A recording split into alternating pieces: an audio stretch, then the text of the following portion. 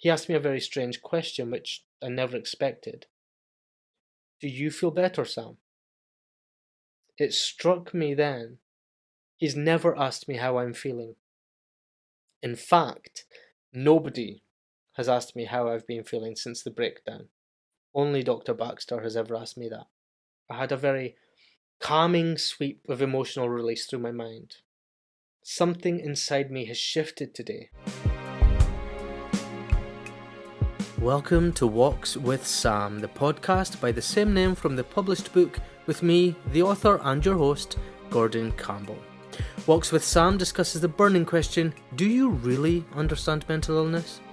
We'll be discussing the journey into and through mental health illnesses and talking openly about real-life lived experience to raise awareness for all who want to better understand when we are victims and when we're being warriors.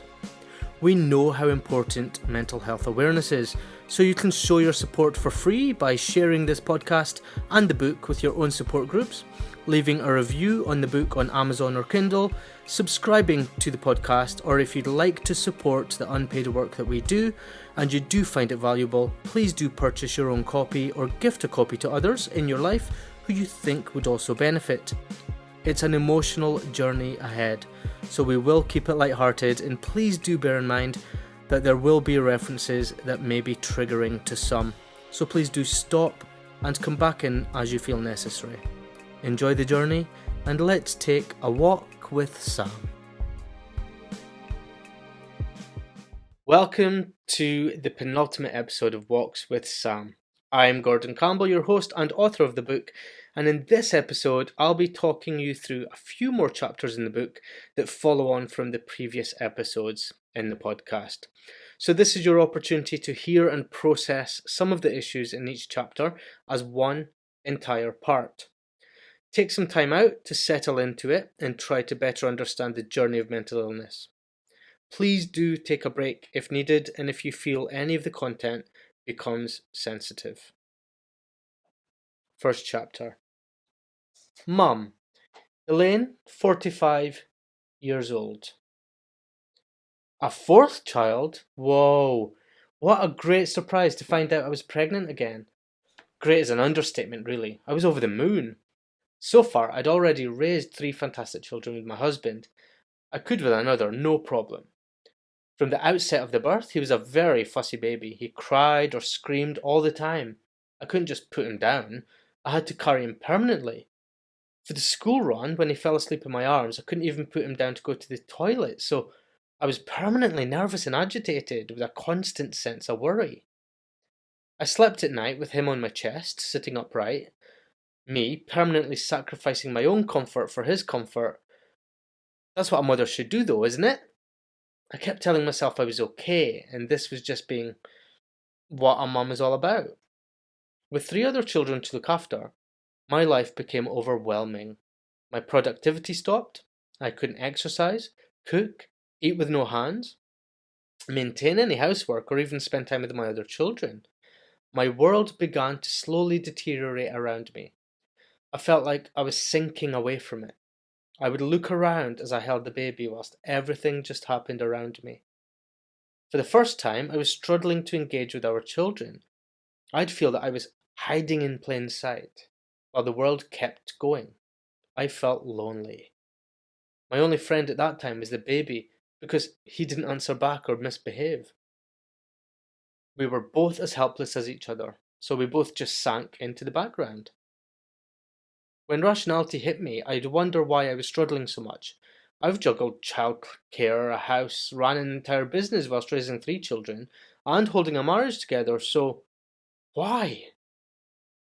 My irrational mind wasn't clear. I no longer had a plan of action or control, and I missed being me. Then irrationality would tell me again, there's nothing wrong. Was I actually just a rubbish mum? 4 kids were obviously too much, and now I'm stuck. I'm useless, and everyone else knows it too. A few friends convinced me to go for a coffee after the school run one day. Fighting through my exhaustion, headaches, lack of concentration, I went along, and in conversation, I mentioned my feelings to them. After chatting and thinking of their own experiences of postnatal depression, I had a moment of clarity and decided to call the GP for a health visit. The loveliest lady came to our home.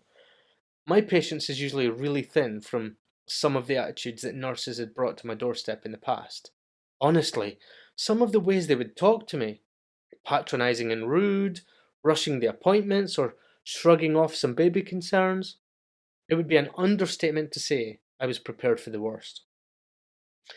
Jane was warm and friendly, and I never felt judged by her. She helped me feel better, and I actually felt supported by her. She was so professional and really responsive to my contact. This really helped my condition at the time, an absolute godsend. Initially, with the 6 week postpartum mental health check she'd done, I'd scored pretty well. Depression wasn't highlighted and my anxiety scored higher, but I knew it was because of my own high expectations. My boy had been born in October, but by the following March, I realised that I wasn't doing well at all. So when she came to see me again, I took the screening test once more. Both of my results were miles higher. She encouraged me to go and see my GP, at least discuss some medication, and she even said that I should ask to be referred for some counselling. I never. It took me almost 6 months to call the doctor's surgery to make that appointment, and after I'd spoken to the doctor who'd been assigned to me, as my own GP was unavailable, she'd looked me right in the eyes and replied, "Are you sure it's not just having a hard time with 4 children?" Instantly, my irrational thoughts had been confirmed. I was a rubbish mum. I was being oversensitive and needed to just get on with it. It was all in my head. Thankfully, I know myself well enough to get a settled opinion. I was angry that she felt that she knew my mind better than myself, having never met me. I knew I was not myself. After a short few moments of looking around the consultation room, silently assessing my feelings and reading the large text on some of those get help posters above her desk, and parallel to her shelves of textbooks, I took a deep breath and just started verbalizing. I made it completely clear how capable I am of managing a large family situation.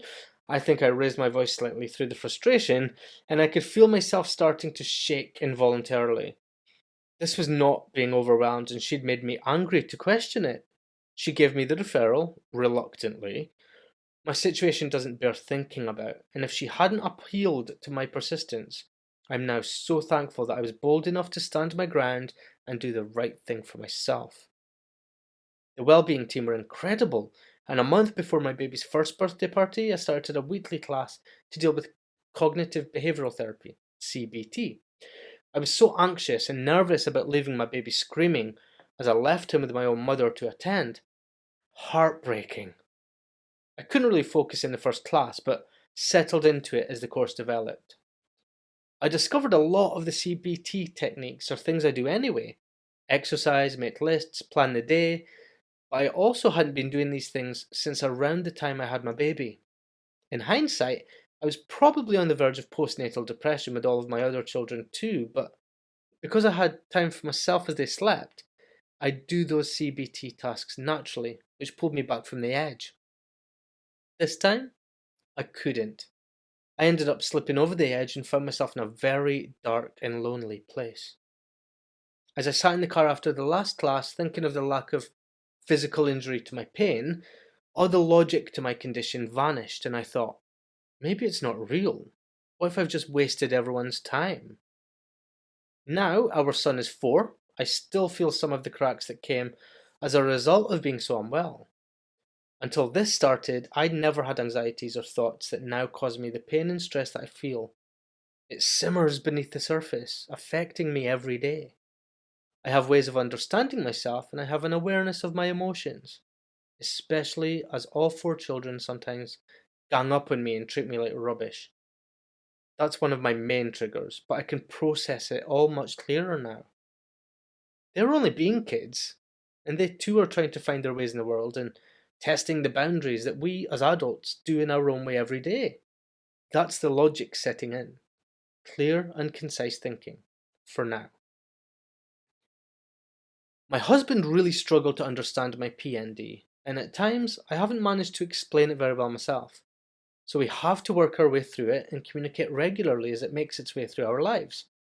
My parents are part of a generation that don't really believe in mental health as an actual thing, and they always just got on with it. So that's a hurdle in itself. But they listen to my struggles and do what they can to alleviate any pressure when I need it. So they do support me however they can. How times have changed. There were no depression and anxiety well-being checks for mum with my first two children, and by my third, the 6-week check was all about the baby.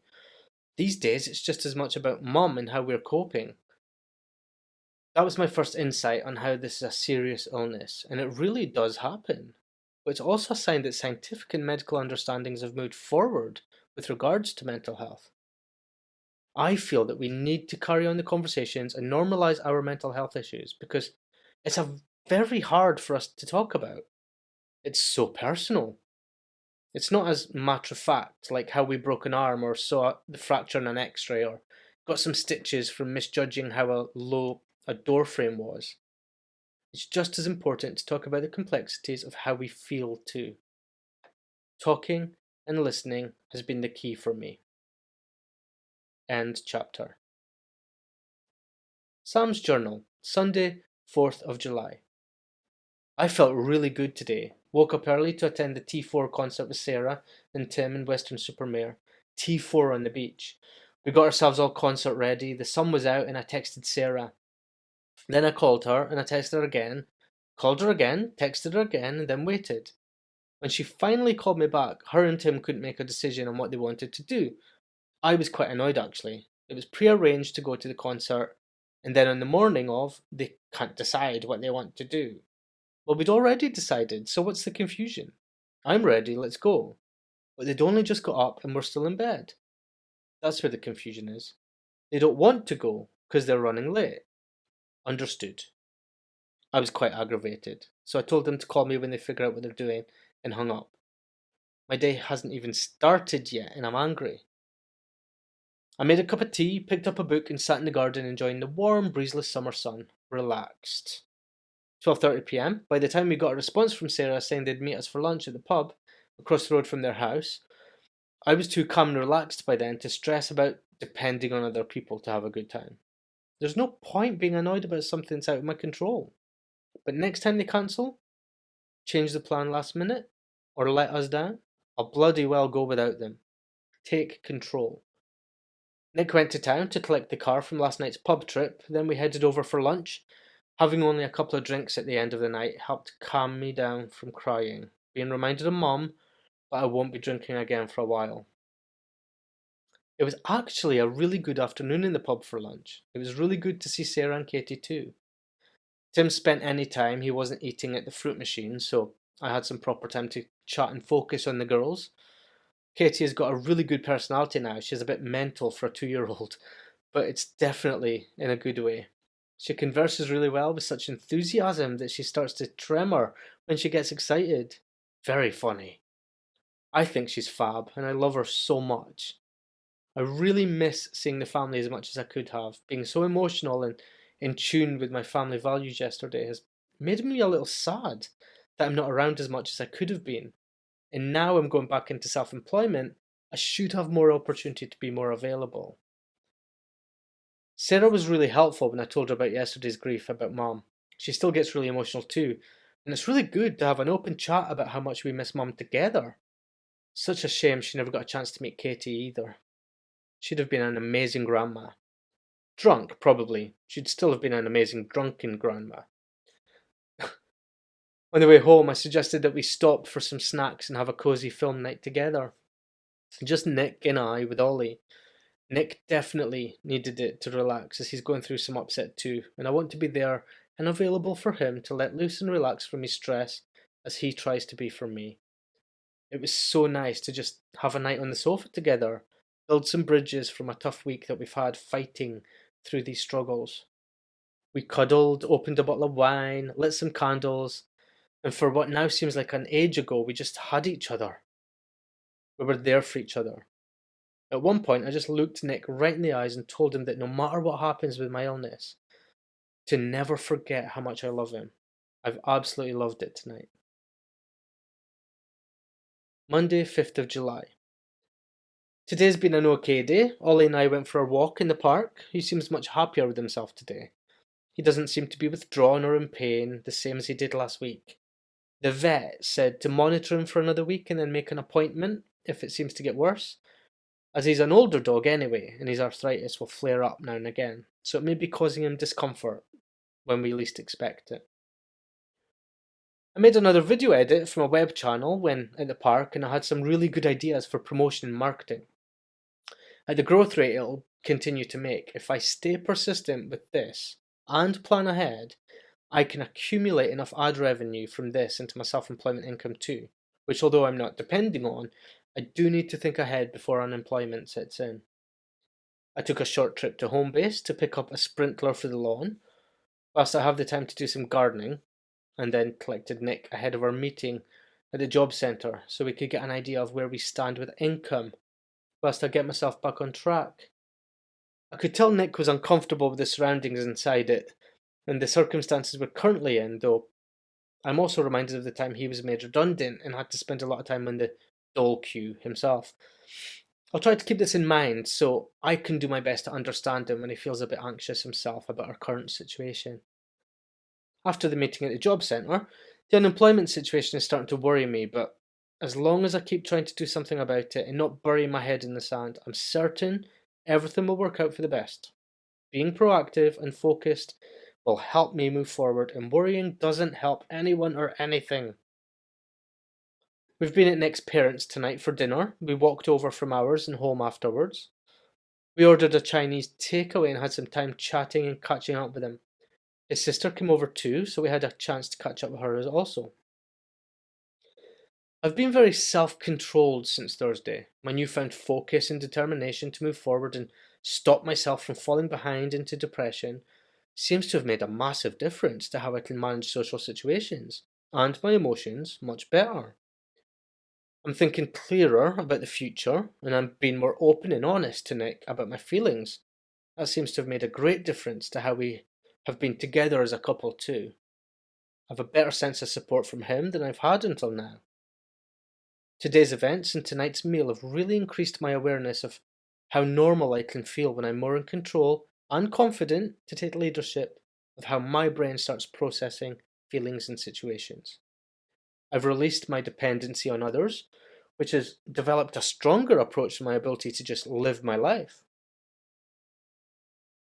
Tuesday, 6th of July. I've had such a productive day today. I've applied for quite a few jobs in all the areas that I've never been previously experienced in. I've looked at casual, self-employed, and full-time work. I've decided that if I set myself limitations, I will never move forward positively. So I've cast a really wide net, and I'll continue to do so until I get something back. Obviously, I won't take the first job that gets offered, but my hope is that by expanding the horizons so far wide, I'll find myself with more options than I would if I waited for the right one. Nothing's been right for a very long time, so I figured, and I'm very excited at the prospect of all the options and new horizons being much more stimulating. This afternoon we went for a family walk. Nick, Ollie and I, as we strolled through the park, I started to talk to Nick more in depth about how I've been feeling the last few days regarding my positivity and focus to be better and allowing myself to get stronger and live life better. He asked me a very strange question which I never expected. Do you feel better, Sam? It struck me then. He's never asked me how I'm feeling. In fact, nobody has asked me how I've been feeling since the breakdown. Only Dr. Baxter has ever asked me that. So, as I spoke and spoke and spoke more deeply about my emotions, situations, surroundings, and feelings about all of this to Nick, I had a very calming sweep of emotional release through my mind, body, and dare I say spirit. Something inside me has shifted today, another movement in my mentality since Thursday. I feel physical and emotional progress within myself, and Nick apologised as I opened up for being so scared of me and my illness.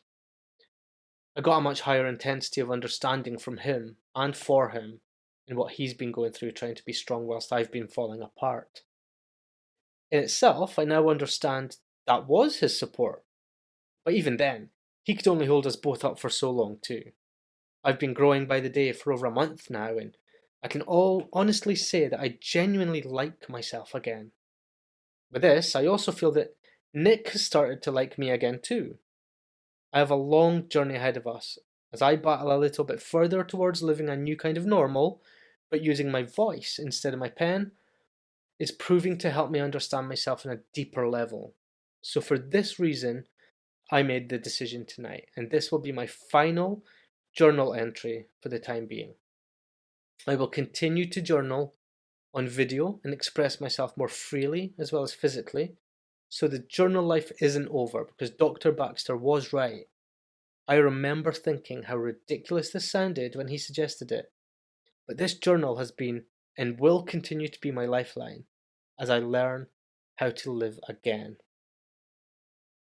We've had another great night together in front of a film. Nick and I snuggled up with a bottle of wine, and again, I feel enjoyment. Tonight I feel more than just enjoyment. I feel love. It's definitely time to start seeing the love too. So my journal, I'll see you in front of the camera. Good night. End Sam's journal. Next chapter. A poem. You. Sit right there as I fly off the handle, throw a fit and hit the wall. Sit and stare as I call you names and make you feel awful, with piercing screams and shouting matches. These are the ways I get enthralled. I'd never heard of a slanging match with only one side. I always thought the other side evened out the match. I like the sound of a match. It makes me think of things that are hot and fiery, perhaps a little bit brash. Uneven like flames that eventually become ash. Like me.